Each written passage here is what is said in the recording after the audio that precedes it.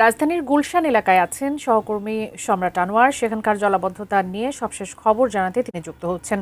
সম্রাট আনোয়ার, গুলশানের ঠিক কোন জায়গায় এই মুহূর্তে আপনি আছেন? সেখানকার জলাবদ্ধতা আসলে কোন পর্যায়ে রয়েছে, বিস্তারিত জানাবেন। ধন্যবাদ।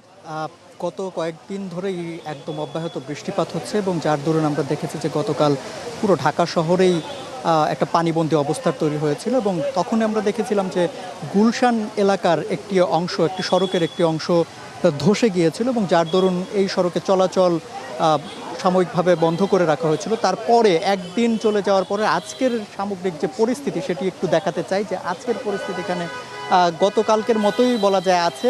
শুধুমাত্র একটি অংশ, অর্থাৎ যে পাশটি ধসে গেছে শুধুমাত্র এই অংশটি ব্যারিকেড দিয়ে আটকিয়ে দেওয়া হয়েছে এবং এখানে যানবাহন এই অংশটি দিয়ে চলাচল করতে দেওয়া হচ্ছে। তবে পার্শ্ববর্তী যে অংশটি আছে সেগুলো দিয়ে শুধুমাত্র রিক্সা, মোটরসাইকেল এবং সাধারণ জনগণ যাতে পায়ে হেঁটে চলাচল করতে পারে সেই ব্যবস্থাটি এখানে করে রাখা হয়েছে। তো এখানে আসার পর যেটি দেখছি যে এই লেকের যে অংশ, একাধিক অংশ রয়েছে, বেশিরভাগ জায়গায় তো সংযোগ সেতু করে দেওয়া হয়েছিল, শুধুমাত্র এই অংশটিতে কিন্তু সংযোগ সেতু নেই।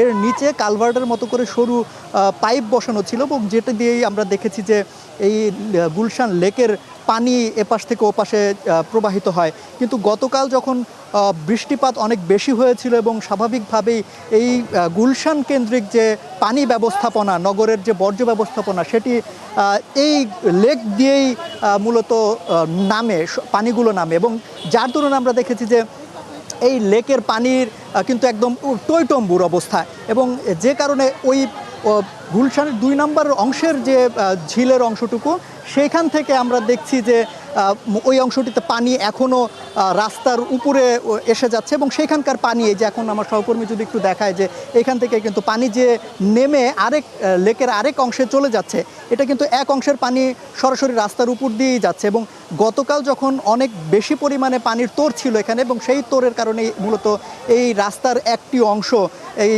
লেকের সাথে সংযুক্ত করার যে অংশটা আছে সেই অংশটি ধসে গিয়েছে এবং যার দরুন এই ভোগান্তিটা আমরা দেখতে পাচ্ছি। এবং আজকে আসার পরেও আমরা দেখছি যে লেকের, গুলশান লেকের এবং হাতির ঝিলের অংশের যে অংশটুকু রয়েছে সেখানেও পানি কিন্তু একদম টইটম্বুর অবস্থা।